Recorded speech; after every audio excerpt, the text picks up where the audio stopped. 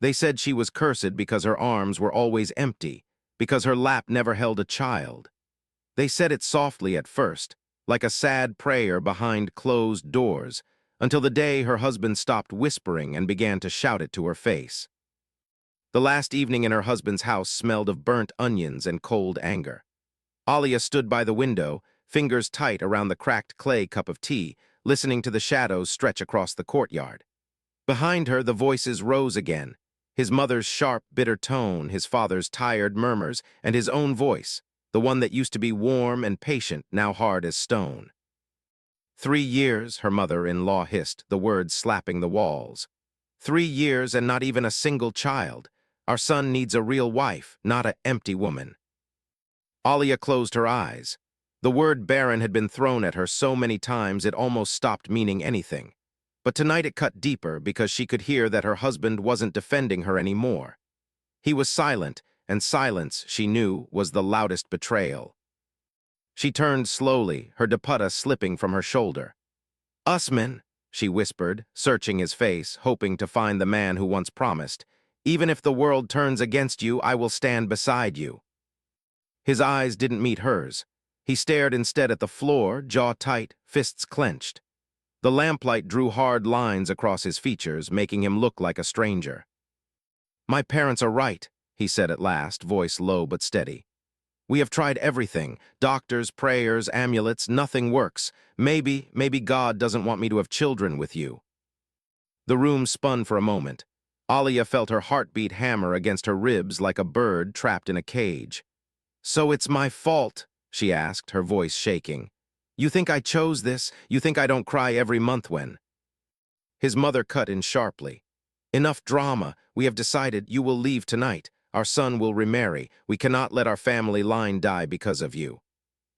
They pushed a small bundle of clothes into her arms, so few that it felt like an insult, and shoved her gently but firmly toward the door.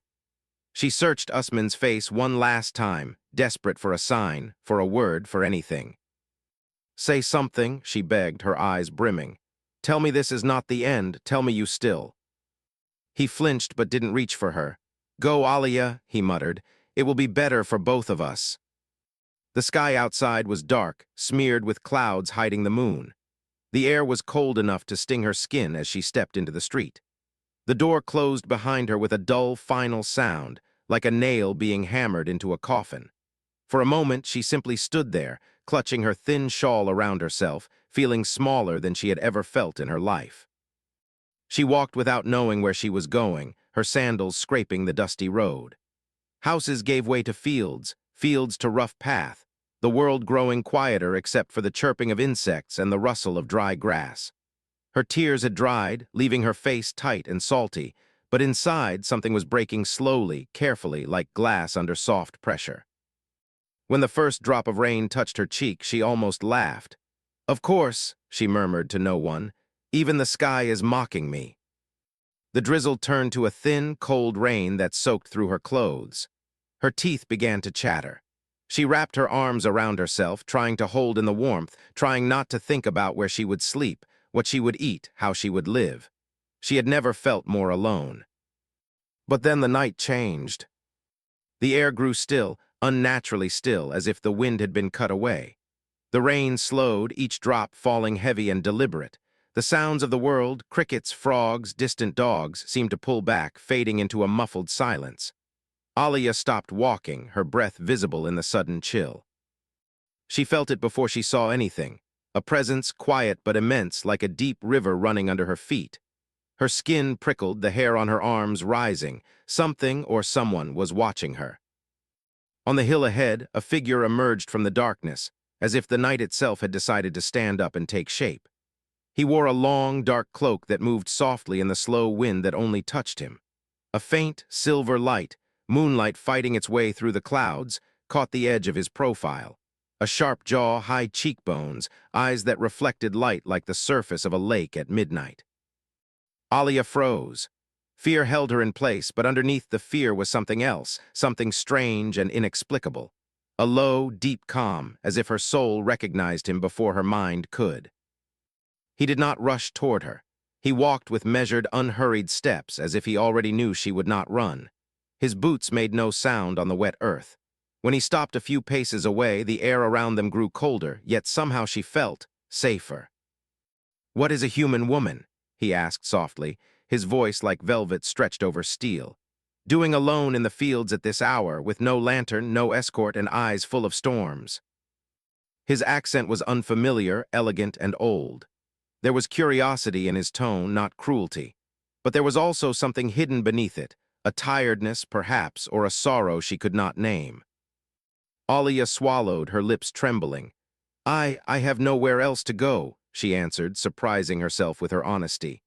"They cast me out. I am of no use to them. I cannot give them children."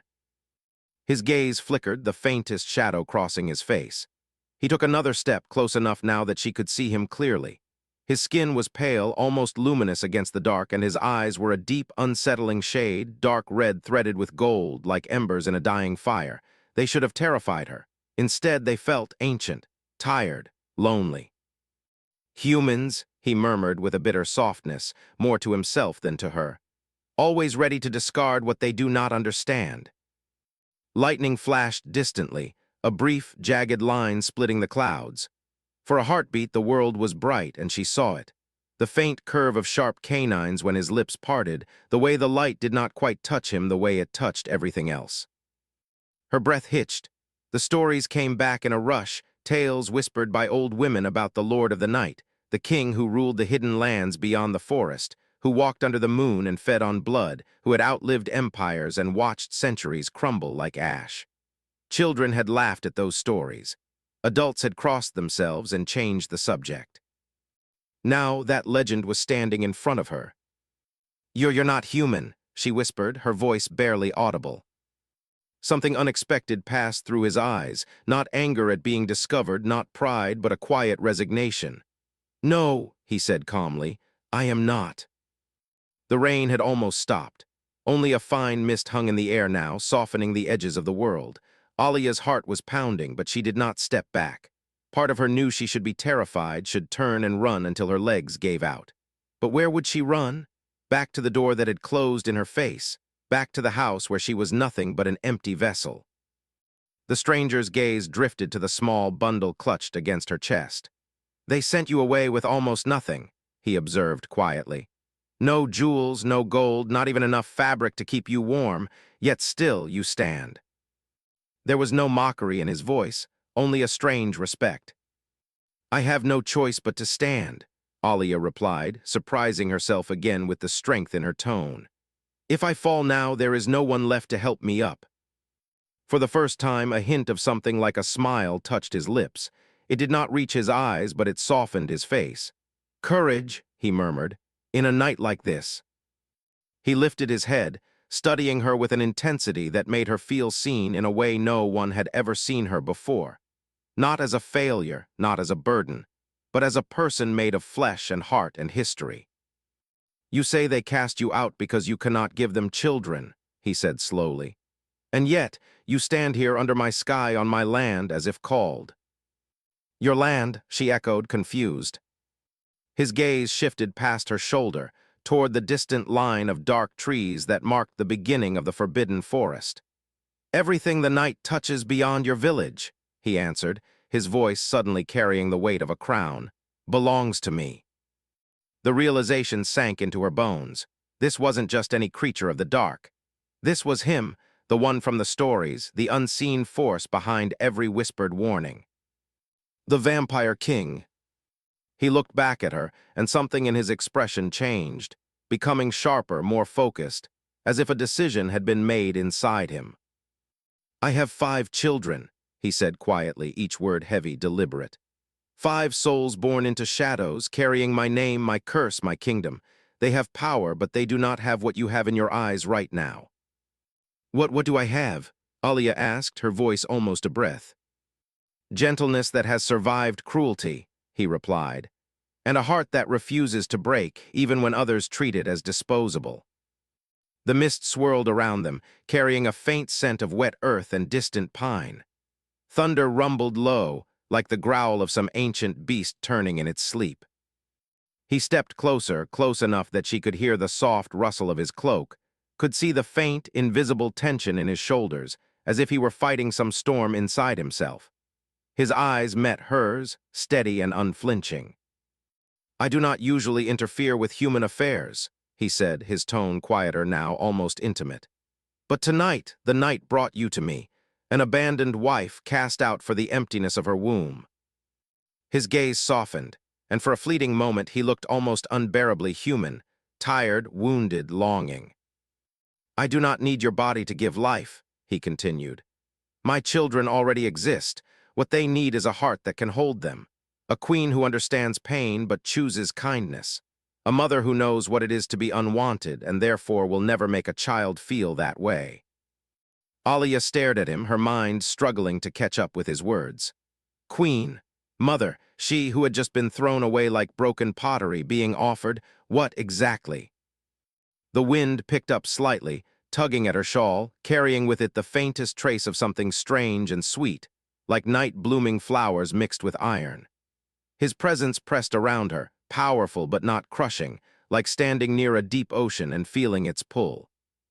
The vampire king tilted his head, regarding her with a solemnity that felt like a vow. "I can give you a place where no one will ever call you barren again," he said. "A home where your worth is not measured in the children you birth, but in the love you choose to give.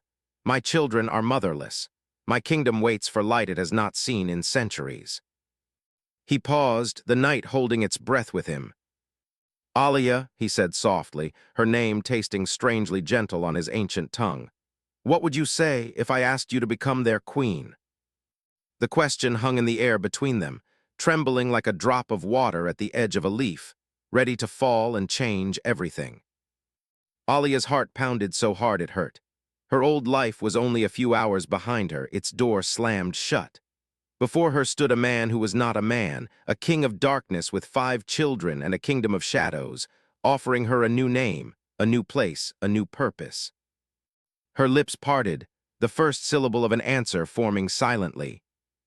And in that very instant, from the depth of the forest behind him, a distant, echoing cry rose into the night. It was small, frightened, unmistakably the sound of a child calling out in terror, and calling him by a word she had never heard on any human tongue. His eyes flashed, and all the softness vanished, replaced by sudden, sharp fear. Without looking away from her, he whispered, "They are not safe." And before she could speak, before she could decide, the vampire king turned toward the darkness, his cloak flaring like a shadow taking flight, leaving Aaliya standing alone in the trembling silence, her answer locked in her chest as the cry of a frightened child echoed again through the night. Rainwater slid from the leaves in slow, heavy drops as Aaliya stood rooted to the spot, her breath shallow, her heart beating too loudly in the sudden silence he had left behind. The sound of the child's distant cry still trembled in the air, fading into a soft, aching echo that seemed to cling to her skin. For a moment she could only stare at the darkness where the vampire king had vanished, the last blur of his cloak dissolving into the folds of the night. 1 second he had been there, close enough to touch. The next he was gone, the space he had occupied feeling strangely hollow, like a missing piece in a puzzle she did not know she was part of. He has children, she thought, her fingers tightening on the thin bundle of her belongings. 5 children, and at least one of them is afraid. The idea pierced her in a way nothing else had that night. Fear in a child's voice was something she understood. You didn't need to be a mother to recognize that sound. Thunder rolled softly in the distance as the mist began to thin. Aaliya looked back the way she had come. Somewhere beyond the fields, her old life waited, if you could call it that.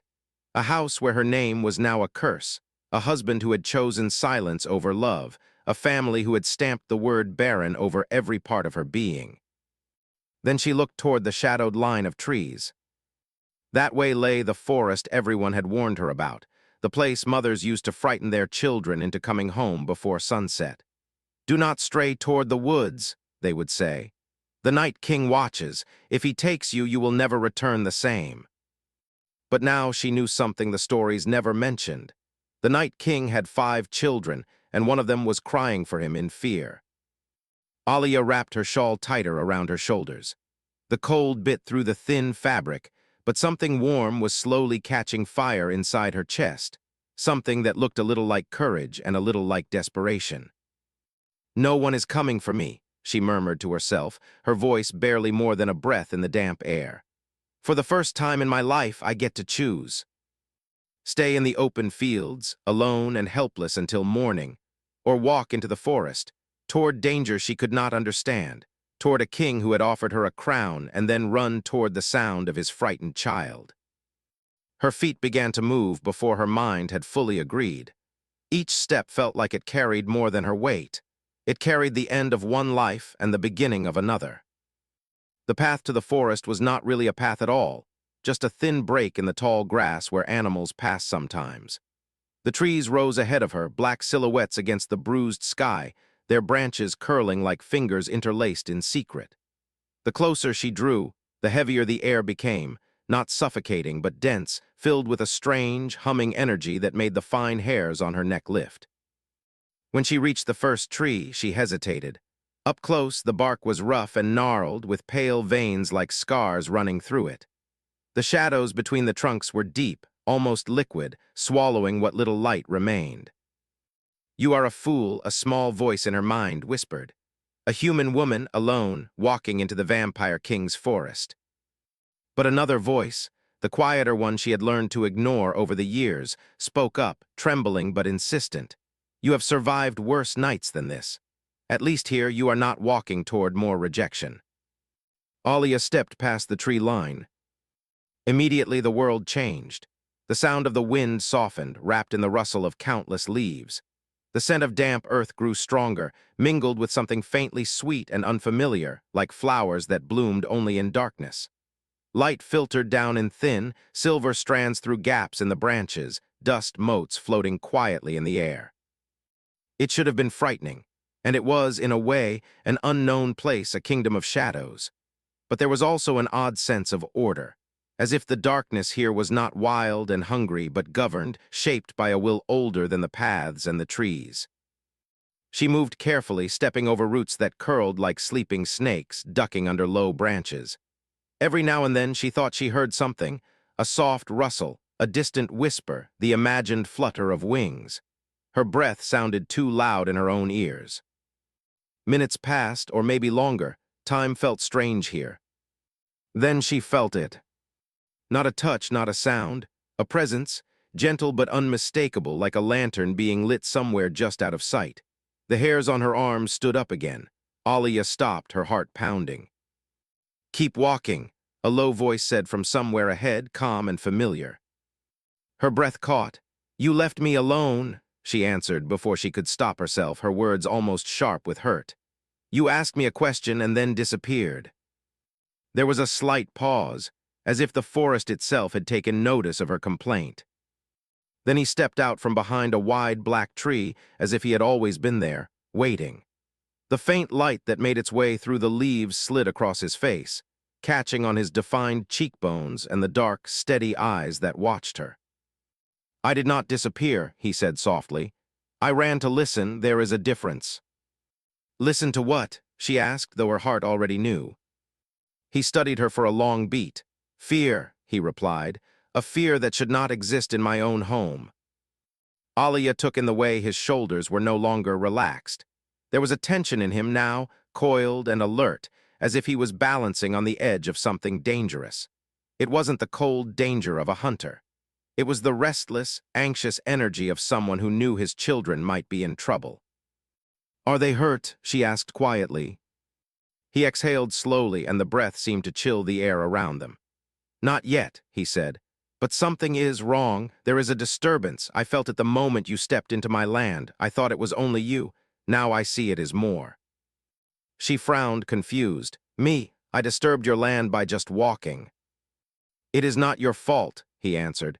"But you carry fresh pain. The night is sensitive. Old magic listens to the hearts that bleed in silence. It heard you long before I saw you."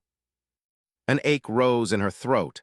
No one in her village had ever said it so plainly, that her pain was real. They had treated her sorrow like something inconvenient, embarrassing to be hidden. This ancient creature of the dark spoke of it as if it mattered. "And your children?" Aaliya asked. Are they afraid because of me?" His eyes softened, and for a moment the king vanished and only a father remained. "My children fear many things," he said quietly. "Loneliness, loss, the parts of themselves they do not yet understand. But tonight their fear grew sharp, sudden like the edge of a blade. That is why I left as I did." Aaliya's gaze dropped to the forest floor. A small stone lay by her foot. She nudged it gently with her toe, feeling strangely guilty, though she didn't know why.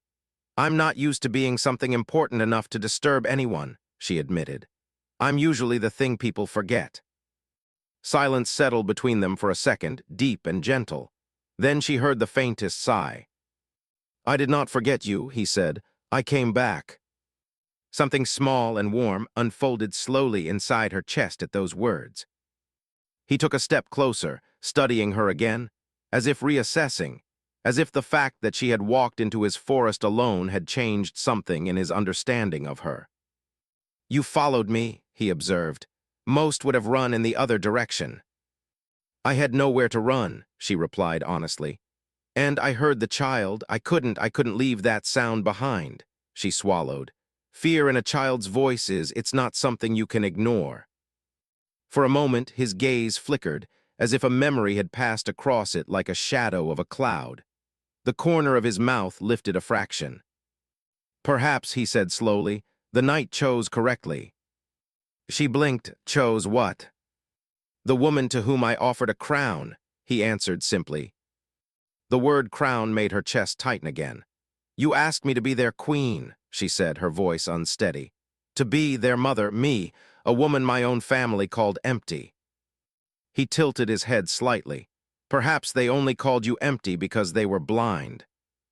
Aaliya swallowed hard, his words hitting places in her heart that she had kept locked for years. "You don't know me," she said, but the protest was weak. "You don't know what I can or can't be." "I know enough," he replied. "I know you walked into a forest of nightmares to follow a cry that was not yours.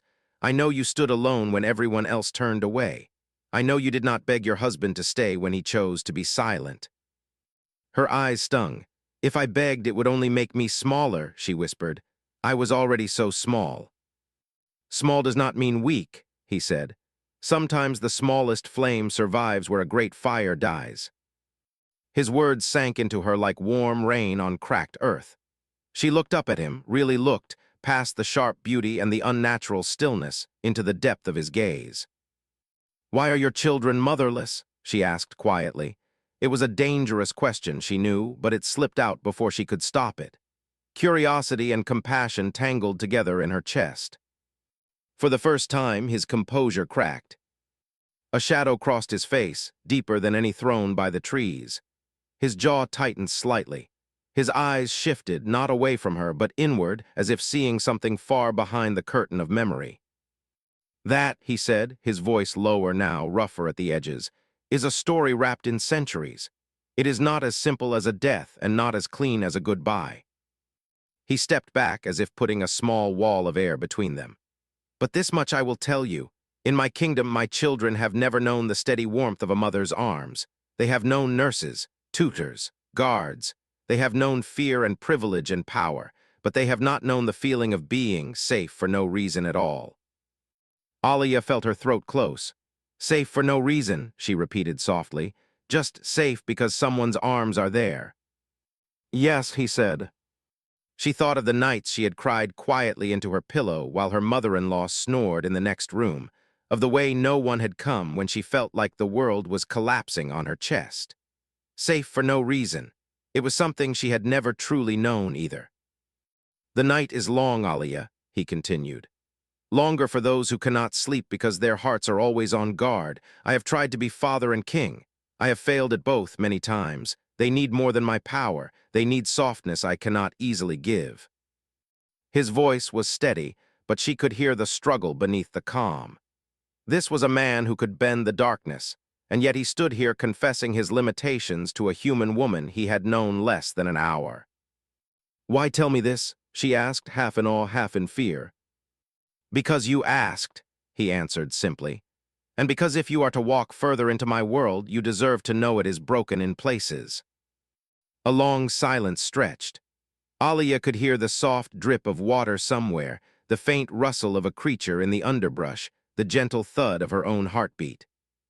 "Do you still offer me that place?" she asked at last, her voice shaking. "The one you spoke of, a home where I am not called barren." His eyes found hers again, steady as anchors in the shifting dark. "I do," he said. "But understand, my world is not gentle, my children are not simple. They have teeth like mine and tempers sharpened by fear. They will test you. They may reject you. They will not trust easily." Aaliya let out a trembling breath. "That sounds familiar," she said, a sad, small smile brushing her lips. "I have lived among rejection my whole life. At least here, if I fight for a place, it will be for something that matters." The vampire king gazed at her in silence, something like respect deepening in his eyes. "You speak of fighting for a place," he murmured. "Yet you ask for nothing in return. You know nothing of jewels, power, immortality, and still you stand here." She shook her head slowly. "I do ask for something," she admitted. "I just don't know if it's something you can give." "What is it?" he asked. Her fingers dug into the bundle she held, knuckles white. When she finally spoke, her voice was no more than a whisper, but it carried everything. "I want a life," she said. "Not as someone's mistake, not as a burden. I want to wake up and not feel ashamed that I am still breathing." The words hung between them like a fragile bridge. He stared at her, and in that moment, something ancient in his gaze softened, cracked, and let through a faint glow of something warmer than any magic: understanding. "I cannot give you back the years they stole from you," he replied. "I cannot erase their cruelty or the sorrow they carved into your skin, but I can give you this. In my world, no one will be allowed to speak of you as empty. In my castle, your presence will change the air itself. And if you choose to stay, I will make sure that every person under my rule understands this. The woman they call queen is not here by my mercy, but by my honor." Aaliya felt the forest tilt just a little. No one had ever spoken of her like that. Not as a burden to be tolerated, but as someone whose existence might change the very air. Her eyes filled, and this time she did not look away. "And your children?" she asked. "What if they hate me?" His answer came without hesitation. "Then we will be patient," he said. "With them and with you, love is not commanded, it is earned, slowly." The word love startled her. No one in her old home had used that word for years. They had replaced it with duty, expectation, obligation. Love had been something delicate that dried out in the harsh light of judgment. "Will you walk with me to them?" he asked, extending a hand, not grabbing, not demanding, simply offering. Aaliya looked at his hand. His fingers were long, graceful, pale as moonlight. There was strength there, yes, but also something deliberate and controlled, as if he were afraid to touch too hard and break the fragile thing standing before him. For a heartbeat, she saw two roads: turn back and disappear into the world that had already thrown her away, or take the hand of a king of shadows and walk toward 5 unknown children who might one day call her something she had never been called before. "Mother." Her chest tightened around the word. Slowly, with a courage that surprised even herself, she lifted her own hand and placed it in his. His skin was cool but not dead. It felt like smooth stone warmed slightly by the night air, steady and grounding. A strange calm spread up her arm, into her chest, into the places that had been trembling for hours. The moment their hands touched, the forest responded. The air seemed to deepen, the faint light sharpening. Somewhere far above, birds she could not see shifted in their hidden nests. A soft wind stirred the leaves, circling them gently, as if acknowledging something had just been decided. His eyes met hers, and something unspoken passed between them, an agreement neither of them fully understood yet, but both felt. "Then come," he said softly. "Let me show you the home you may one day rule." He turned, still holding her hand, and together they began to walk deeper into the forest, the trees parting quietly as if making way for them. They moved in silence for a while, the only sounds their footsteps on the damp earth, the distant drip of water, the soft whisper of branches sliding overhead.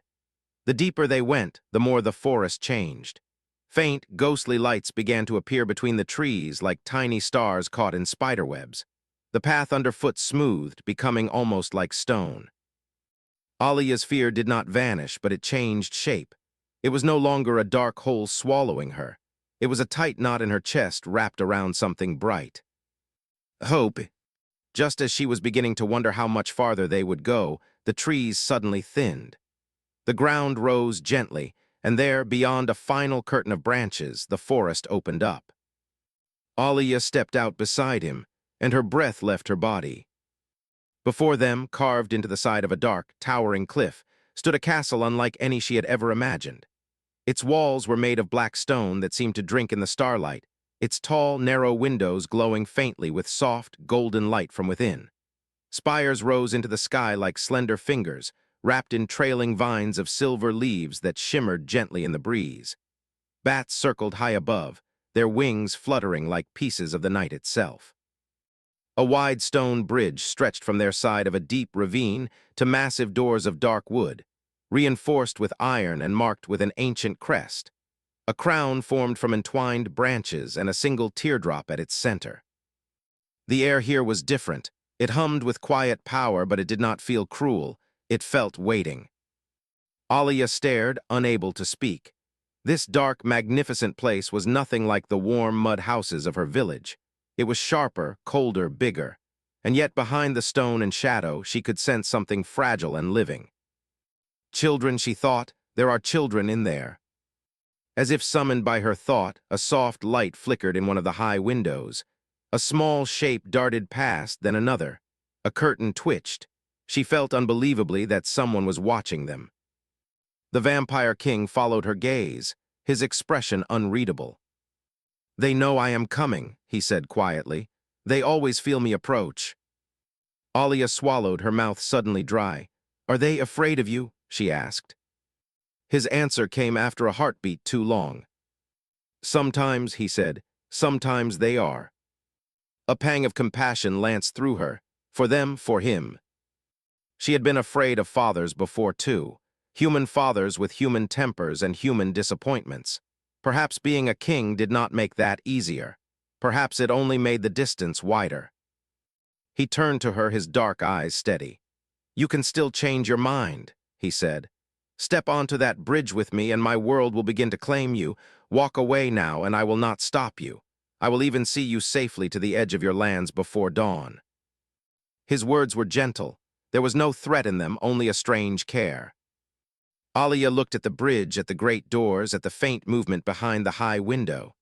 She thought of the life waiting if she turned back. A lonely road, a town that would whisper, a family that would never welcome her home. Then she thought of the forgotten children in the castle of shadows. "Will they hate me," she asked slowly, "for trying to love them?" His gaze did not waver. "They might at first," he said, "because love is something they have learned to mistrust, but if you stay, they will not be able to ignore you forever." Aaliya took a deep breath. The air tasted of stone and night and something else, possibility. Her voice was quiet but firm when she spoke. "Then let them see me," she said. "Let them decide for themselves. I am tired of being judged by people who never really looked at me." Something like pride flickered in his eyes, quick and faint. "Very well," he murmured. "Queen or guest, you will cross my threshold with your head unbowed." He took a step toward the bridge, her hand still in his. But before they could move further, the massive doors of the castle suddenly swung open on their own, slamming against the stone with a booming, echoing crash. A small, trembling figure stood in the doorway, framed by the warm light pouring from within. A child, no older than 8, with tangled dark hair and eyes that glowed faintly red in the doorway's light. Eyes wide, terrified, and locked directly on Aaliya's face. "Father," the child whispered, voice shaking, ignoring the vampire king completely as they stared at the human woman beside him. "Who is she? And why is everyone saying the shadows tried to take us because of her?" They stood frozen at the edge of the bridge. Aaliya's fingers tightened slightly around the vampire king's hand, her heart thudding against her ribs. The child in the doorway stared at her as if she were some terrible omen carved into flesh. "Because of her." The child's words hung in the cold air, trembling. The vampire king did not move for a heartbeat. Then slowly, he released Aaliya's hand and stepped forward, his cloak whispering against the stone. His voice, when it came, was calm but edged with a warning that seemed to settle over the entire castle. "Iron," he said gently, "who told you that?" The boy's small chest rose and fell too fast. His bare feet shifted against the threshold, toes curling against the cold stone. He looked between his father and Aaliya, confusion and fear tangling in his eyes. "The walls," he whispered, as if confessing a secret. "The halls, the shadows, they were moving, they were whispering. They said a human woman was coming, and that whenever a human steps into the night, someone disappears." Aaliya's breath caught. The words hit her in a place already raw. Human woman.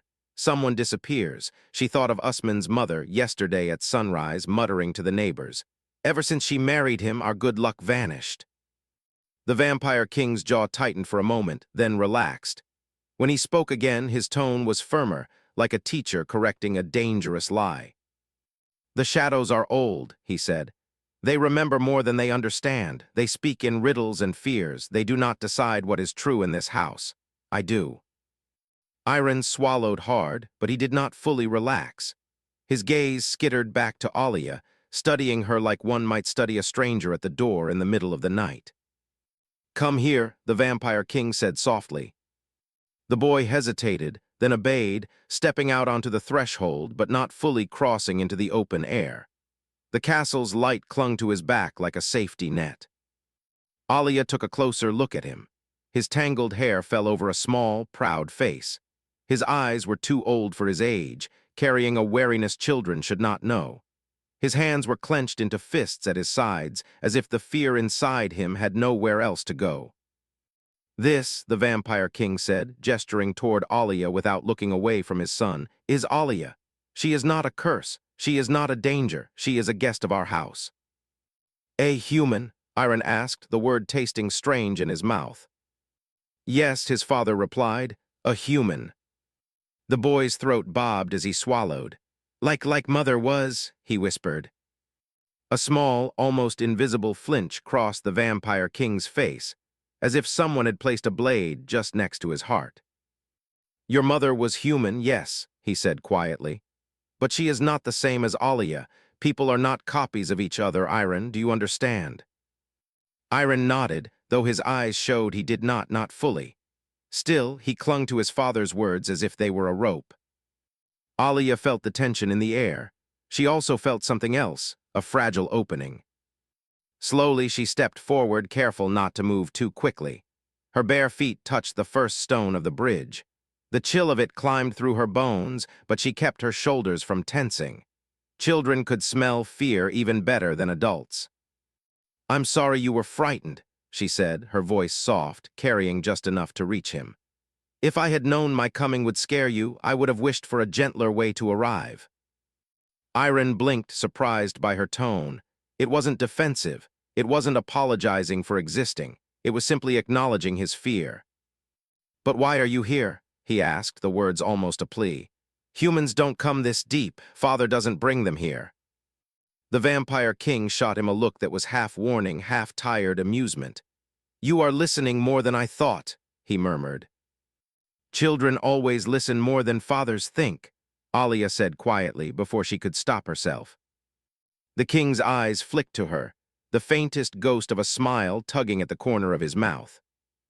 Iron shifted his weight. "So why," he insisted, "why is she here?" The king did not answer immediately. Instead, he turned his face toward Aaliya as if asking her wordlessly, "How much are you ready for?" Aaliya took a slow breath. Her chest still hurt from the road she had walked. Her heart still shook from the door that had closed behind her village life. But here, on this cold bridge in front of this terrified child, she realized something. The story had to change somewhere. If not here, then where? "I came," she said gently, "because your father asked me a question, and because I heard a child crying in the dark." Iron's small fingers tightened. "You heard me." "I heard someone afraid," she replied. "Maybe it was you, maybe it was your brother or sister, but I couldn't pretend I didn't hear it, so I walked toward the sound." Iron frowned, confused. "You came because someone was scared." Yes, Aaliya said, that's all. The vampire king watched her, something like approval flickering in his eyes. She had said enough, but not too much. Iron looked at his father again. Is she staying? The question slipped out before he could stop it. He looked almost shocked at his own curiosity, as if it had betrayed him. That, his father answered, depends on many things. On her, Iron asked. On her, the vampire king agreed. On you, on your brothers and sisters, and on whether the knight that brought her here agrees with our choice. Aaliya swallowed. The weight of those words was heavy but not suffocating. She had lived under worse weights, expectations she could never meet, prayers she could never answer. This at least felt honest. Will the others be angry? Iron whispered. They will be, the king paused, choosing his word carefully. Surprised. And the shadows? Iron's voice dropped to a fearful hush. The king's jaw tightened slightly. The shadows, he said, will have to learn that they do not rule this house. He extended a hand to his son. Come, walk beside me. Aaliya will follow, we will enter together. Iron hesitated for a long heartbeat, then finally stepped fully out of the doorway and onto the first stone of the bridge. The knight touched his bare arms and he shivered, but he did not turn back. He pressed himself close to his father's side. Aaliya stepped behind them, leaving a respectful distance. Together, the three figures crossed the bridge, the ravine yawning silently beneath them, the castle's doors waiting open like the mouth of some great, patient creature. With each step, the air shifted around Aaliya. It felt thicker, denser, full of old stories and unspoken vows. But there was something else there too, the faintest thread of warmth, like the last ember in a fireplace refusing to die. When they passed under the great stone arch, Aaliya felt a soft pressure against her skin, like passing through a curtain of cold water.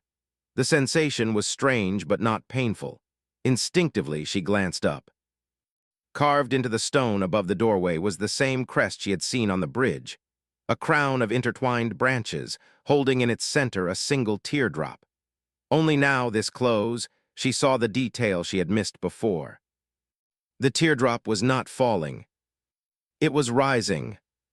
A chill of recognition moved through her, a symbol of sorrow that refused to sink.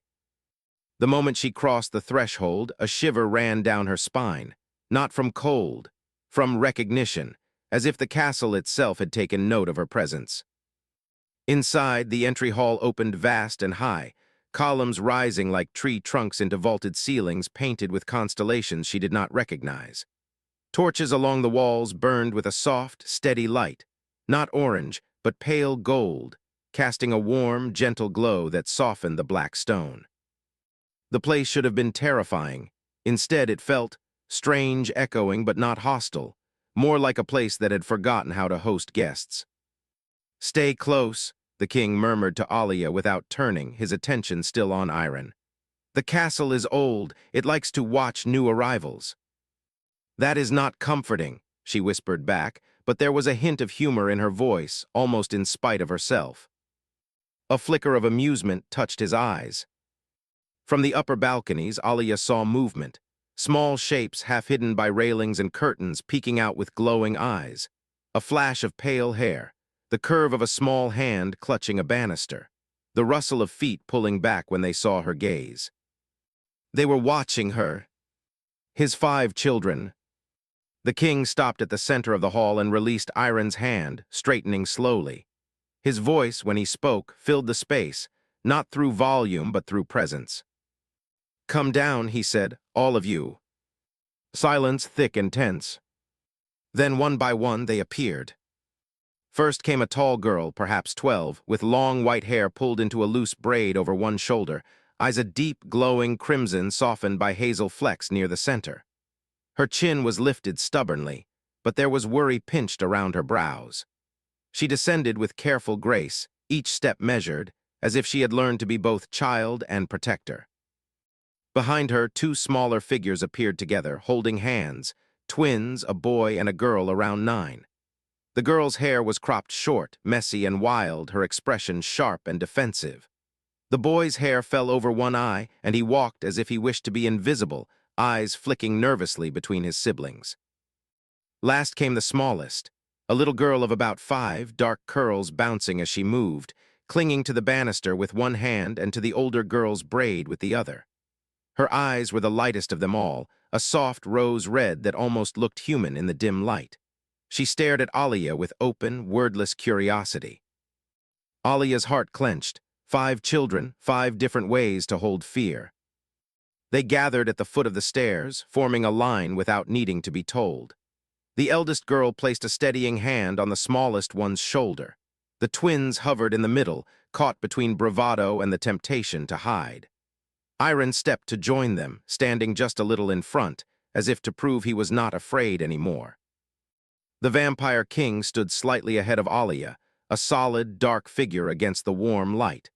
For a moment, he simply looked at them, not as a king surveying subjects, but as a father counting each of his children, one by one, making sure they were still there. "This," he said at last, his voice quiet but carrying, "is Aaliya." The way he said her name was careful, respectful. "She is human," he continued, "and she is our guest. She came to us not as a captive or a thief, but as someone the night itself guided to our door." The twins exchanged a quick, nervous glance. The eldest girl's jaw tightened. "Why is she here, father?" the older girl asked, her voice steady but edged, protective. "Humans don't come here, not since." She cut herself off, glancing down quickly. Her hand tightened on the little one's shoulder. "Not since your mother," the king finished for her, his tone gentle but unflinching. "I know." The word hung in the air like dust caught in light. Aaliya swallowed. She had not expected to hear of their mother so soon. But then she remembered, wounds did not obey timing. They surfaced when they were ready, usually at the worst possible moment. "Is she going to take someone?" the shorter twin blurted suddenly. His eyes went wide the moment the words left his mouth, as if he wished he could reel them back in. "Take someone?" Aaliya echoed softly, startled. "Leo," the eldest girl hissed under her breath, shooting him a look. But the king did not scold him. He faced his son fully. "Take who, Leo?" he asked. "Speak plainly. There are no punishments for truth here." The boy's shoulders hunched. He spoke in a small rush, as if getting the words out quickly would make them less real. "The whispers," Leo muttered. "In the west corridor, in the mirrors. They said when a human comes to stay, someone has to leave. They said the last time a human stayed, mother." His voice cracked, and he shut his mouth, pressing his lips together as his eyes began to shimmer. A quiet, aching storm settled over the hall. The vampire king's face did not change much, but his hands at his sides curled slowly into fists. "Listen to me," he said, addressing all of them now, his voice calm but deeper, each word deliberate. "The castle remembers things in pieces. The shadows repeat what they do not understand. They cling to the moment your mother disappeared because they do not know where to place their grief, but they do not speak for me. They do not know why she left. They do not know what I have carried since." Aaliya's chest tightened at the naked honesty in his words. "Children," he continued, "look at Aaliya." 5 pairs of red-tinted eyes turned to her. "She is not your mother," he said. "She will never replace her. I will not allow anyone to erase the woman who gave you life. But she is—" He hesitated for the first time, searching for the right word. "She is an answer to a question I have been asking the night for years." The eldest girl's eyes narrowed slightly. "What question?" she asked.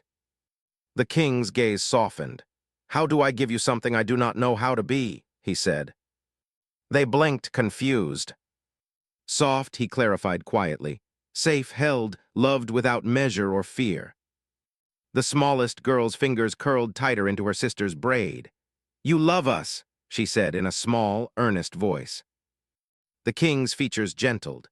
"More than my own immortality," he replied. "But I was not born to softness, little one. I was born to war and rule and fear. I have tried to learn gentleness, but I am clumsy. You deserve more than my efforts. You deserve someone whose first language is care."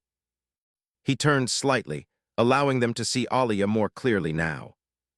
"Aaliya knows what it is to be rejected, to be called empty, to be turned away from her own door," he said.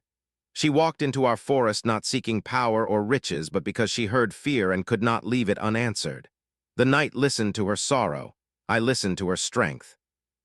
His gaze shifted to Aaliya, holding hers. So tonight, I asked her if she would consider something I did not know if I deserved to ask. Aaliya's heart pounded. Her palms felt damp. All eyes were on her now, waiting. "What did you ask?" the older girl demanded, her voice sharp not with rudeness, but with the fierce protectiveness of someone who had had too many things taken without consent. The king did not look away from Aaliya. "I asked her if she would consider becoming your queen," he said, then even more quietly, "and your mother in all the ways that do not erase the one you lost." Silence, heavy, thick, nearly suffocating. The twins stared. The youngest clutched the braid in both hands now. Iron's eyes went wide. The oldest girl's lips parted, then pressed back together as if she were physically holding back a storm. Aaliya felt their shock, like a physical force pressing against her skin. "But I have not answered yet," she said quickly, stepping forward at last, unable to bear the weight of only his voice telling this story. "He asked me. I'm still deciding." All attention snapped even tighter to her. She swallowed, her voice shook, but she did not look away. "My name is Aaliya," she said more firmly now. "I lived in a village where my only worth was whether I could give someone a child. When I could not, they threw me away. Your father found me after they shut the door in my face. He did not take me, he did not force me, he only saw me." The words were simple, but to her they felt like breaking a chain link by link.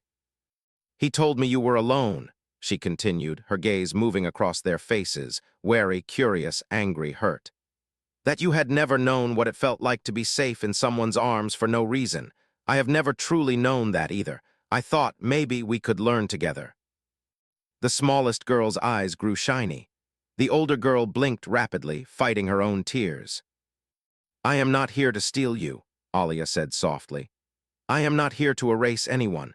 I am here because the night brought me to a child's fear and I could not turn away. If I stay, it is because all of you allow me. If I leave, it will not be because I didn't want to love you, but because I chose not to force myself into a place you are not ready to give." Her throat ached. She forced herself to keep going. "I don't know how to be a queen," she admitted, a sad little laugh trembling in her chest. "I barely knew how to be a wife, but I know how to listen. I know how to sit with someone when they are hurting. I know how to hold a secret and not turn it into a weapon. If that is of any use to you, then I would like to stay. As your guest first. As something more only if your hearts decide it, not just your father." The hall breathed. For a long, stretched moment, no one moved. Then the smallest girl let go of her sister's braid and took 2 hesitant steps forward, her little nightgown brushing the floor. "Will you read stories?" she asked in a tiny voice. "When the rooms feel too big." Aaliya blinked rapidly, her own tears threatening now. "Yes," she whispered, "if you let me." The girl took another step. "Will you sing?" she asked, "even if your voice is not pretty?" Aaliya gave a tiny, broken laugh.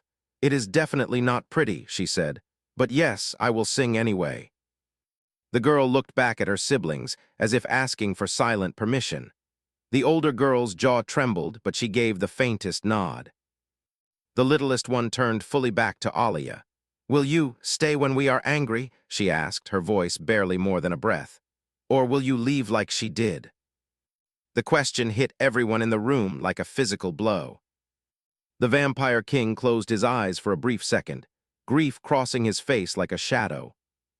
Aaliya's answer came from somewhere deeper than thought. "I can't promise I'll never make mistakes," she said, her voice thick.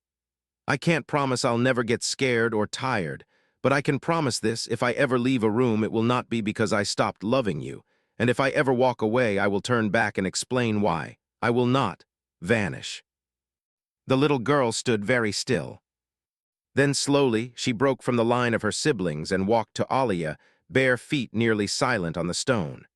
She stopped just within arm's length, looking up with wide, glowing eyes. Aaliya did not move. She did not reach out first. She waited, heart in her throat. Tiny, cool fingers lifted, hesitated, then gently touched Aaliya's wrist, as if testing whether she was real. "You're warm," the girl whispered, surprised. Aaliya smiled weakly. "So are you." The girl's hand slid into hers. small and fragile, curling around two of her fingers.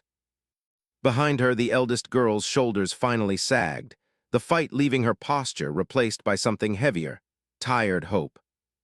"Father," she said quietly, her voice no longer sharp but aching, "if she stays and then leaves, what happens to us?" The king's gaze moved from his youngest child's hand in Aaliya, to his eldest's face. He looked in that moment less like a ruler and more like a man standing at the edge of his own fears. "Then I will not lie to you," he said. "It will hurt, we will break again. But this time it will not be because I pretended everything was fine when it was. If Aaliya stays, it will be because we are all honest from the beginning. If she leaves, it will be with truth, not silence." "Is that better?" asked the quiet twin, the one with hair falling over his eye. "It is not easier," the king admitted, "but it is better." Aaliya looked at each of them, seeing the war in their faces. The part that wanted to shut down before pain could come, and the part that still, despite everything, wanted to reach for something gentle. She thought of her own life, of staying where she was not wanted, of shrinking to fit into rooms that never made space for her.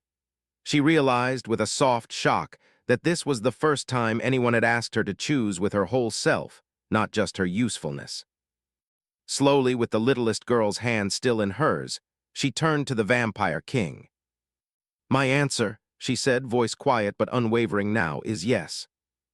The word landed in the hall like a stone thrown into deep, still water. "Yes," he repeated, as if needing to hear it twice. "Yes," she confirmed. "I will try, not as your shadow, not as your possession, as myself, as Aaliya, as someone who is willing to love even if it means breaking again." His gaze held hers, and for the first time since she had met him, something like pure relief flickered across his face. Barely there, but unmistakable. "Then hear me, all of you," he said, turning back to the children. "From this night onward, Aaliya is no longer just a guest. She is under my protection, under this roof, under the vow of the night itself. You will treat her with the same respect you give me, and I hope with far more warmth." The children shifted, processing this. "Is she our mother now?" Leo asked, blunt and scared. The king shook his head gently. "She is Aaliya," he replied. "What you call her will grow from what you feel, not from what I command." Aaliya exhaled slowly. The freedom in that statement wrapped around her like a blanket. The eldest girl stepped forward at last. She moved with the careful grace of someone who had learned to be adult too early. Up close, Aaliya could see the faint dark circles under her eyes. "I am Saren," she said, chin lifted. We don't know how to be with humans anymore." "Neither do I," Aaliya admitted softly. "Maybe we can learn together." Saren studied her face for a long moment. Then quietly she said, "If you hurt them, I will hate you forever." Aaliya nodded, accepting the blade laid gently between them. "If I hurt them, I will hate myself too," she replied. "So I will do everything I cannot too." Saren breathed out shakily, as if that answer had been more honest than she expected. "Then, I will decide later what to call you," she said. "For now, I will call you Aaliya." "That's enough," Aaliya whispered. "More than enough." The twins approached more slowly, half hiding behind Saren's shoulder. They did not offer words yet, only quick, uncertain glances. But the fact that they moved closer at all was a beginning. Iron, the one who had first opened the door, stepped up beside his father. "If the shadows bother her," he said, still trying to sound braver than he felt, can I tell them to stop?" "You may," his father answered. "This is your home as much as mine. You have the right to protect it." Iron flushed, shoulders squaring with the weight of that permission. The smallest girl tugged Aaliya's hand. "My name is Myra," she announced. "I like stories where nobody dies." Aaliya laughed softly through the tears in her eyes. "I'll have to make some up then," she said. "Most of the stories I know are about people losing things." "Maybe we can write new ones," Myra suggested, as if it were the most obvious thing in the world. Aaliya looked up, catching the vampire king's gaze. His eyes, always so dark and guarded, held a question now. "Are you ready?" She nodded. He inclined his head slightly, something like gratitude in the gesture. "The East Wing has been empty for too long," he murmured. We will prepare it for you. Until then, you will stay in the guest chambers near the children." "Near?" Myra asked, disappointed. "Not next to." "Myra," Saren warned. Aaliya squeezed Myra's hand gently. "Near is a good start," she said. "Roots grow before branches, remember." Myra frowned. "That doesn't make sense." "It will," Aaliya replied, smiling softly. "Later." The king let out a quiet breath. "It is nearly dawn," he said. "We should all rest. There will be enough questions tomorrow to fill 100 nights." He turned to Aaliya. "You must be exhausted." She was, her bones ached, her mind felt stretched, and yet under all of it there was a strange, steady calm. "I am," she admitted, "but I am more afraid of waking up and discovering this was a dream." "It is not a dream," he said. "Unfortunately, reality is far messier." "Mess can be cleaned," she replied. "Lies can't." For a moment, they simply looked at each other, an understanding passing between them as quiet as a shared breath. "Come," he said finally. "I will show you your room." Myra's fingers tightened. "Can I walk with her?" she asked quickly, almost panicked at the thought of being separated. The king hesitated, then nodded. "You may walk until the second landing," he allowed. "Then Saren will take you back to your room." Myra beamed, bearing the faint tips of tiny fangs. "You walk slow, please," she told Aaliya very seriously, "so it lasts longer." Aaliya's heart squeezed. "I'll walk slow," she promised. They moved together up the stairs, the king a step ahead, Aaliya beside Myra, the other children following, a loose cluster of shadows and small hopes. The hallways beyond were lined with tapestries showing night skies, old battles, and something else, scenes of quiet things. A child sitting under a tree with a book, a woman holding a lantern, a man kneeling in a field, touching the ground with care. "Who painted these?" Aaliya asked softly. "My mother," Saren answered from behind them, "before she left." "She saw more than war," Aaliya murmured, tracing one image with her eyes. "Yes," the king said quietly, "she did." At the second landing, Myra stopped reluctantly. "You'll still be here when I wake up?" she asked, looking up at Aaliya with wide, worried eyes. "If your father allows it," Aaliya said, glancing at him, "I will be here for breakfast." He met her gaze, then gave Myra a solemn nod. "She will," he said. Something eased in the child's face. She nodded, released Aaliya's hand, and allowed Saren to guide her down a side corridor, the twins trailing behind, Leo glancing back one last time before disappearing around the corner. Soon, only Aaliya and the Vampire King remained. They walked in quiet for a while, the castle's hum settling around them like a low song. The guest chamber he led her to was surprisingly simple. A wide bed with dark blue sheets, a carved wooden chest, a window that looked out over the forest now touching the edge of dawn. The first thin line of pale light painted the trees in gray. "You will be safe here," he said. "The castle knows you now, it will not turn on you." "That's a strange sentence," Aaliya replied, managing a tired smile. "But I believe you."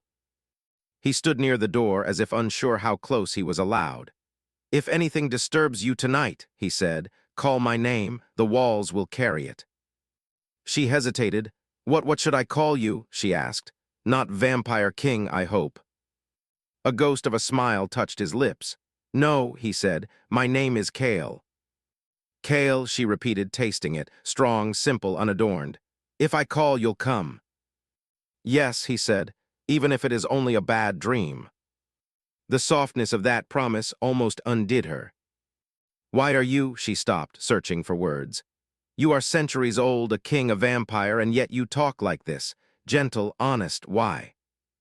He looked at her for a long moment, then turned his gaze toward the window, watching the sky lighten.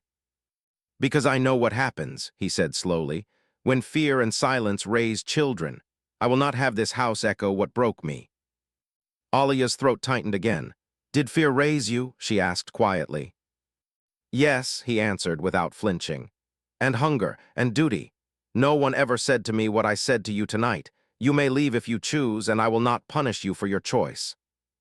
He looked back at her. "I am trying to be for you what I needed, even if I am late." She swallowed past the ache in her chest. "Then I will try," she said softly, to be for them what I needed, even if I am late too. Their eyes locked, two lives full of different kinds of darkness, meeting at the edge of a possible dawn. Rest now, he said. The work of building a new story does not begin in one night. She nodded, stepping inside fully. Her fingers brushed the smooth wood of the doorframe, grounding herself in this new reality. Kale, she said, just as he turned to go. He paused, looking back. Thank you, she said simply, for asking, not taking. He inclined his head. Thank you, he replied, for saying yes when you had every reason to say no. Then he left, the door closing with a soft, final click that did not sound like rejection this time, but like the beginning of privacy. Aaliya stood alone in the quiet room. The bed looked impossibly inviting. She moved to the window instead, placing her palm against the cool glass. Below, the forest stretched in shadow. Above, the sky was brightening. Somewhere down the hall, a small child with rose-red eyes was probably already fighting sleep, excited for breakfast with the strange human woman who had promised to stay. Aaliya did not know what tomorrow would bring. She did not know if the children would accept her, if the shadows would stop whispering, if the weight of the crown Kale had offered would ever feel natural on her head. But for the first time in years, she did not feel like a mistake. She lay down on the bed, still wrapped in the thin shawl she had worn from the village, the only thing she had brought from her old life. As her eyes closed, she whispered, not to any god who had watched her be cast out, but to the night that had carried her here. If they let me, she murmured, I will love them even if it breaks me, let that be enough. Outside, the first ray of dawn broke over the horizon, touching the castle's dark stone with a faint, golden light. In the deepest halls, old shadows stirred, uneasy at the shift in the air.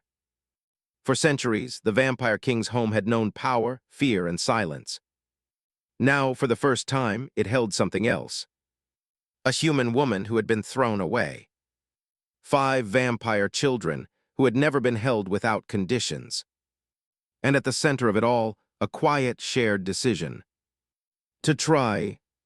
Not perfectly. Not without scars. But honestly.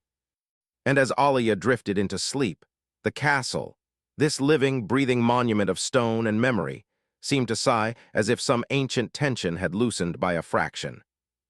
Far down the corridor, Kale stood alone, hand resting against the cool wall, eyes closed. Watch over her, he murmured to the night, not as a king commanding his realm, but as a father and a man asking an old, familiar darkness for a favor. For once, the shadows did not answer in riddles. They simply listened. And somewhere deep within the stone, beneath the old stories and the old wounds, a new one quietly began. The tale of a barren woman who became a queen not by blood, but by choice. And of a vampire king and his 5 children, who learned that the bravest kind of courage was not in battle, but in letting themselves be loved.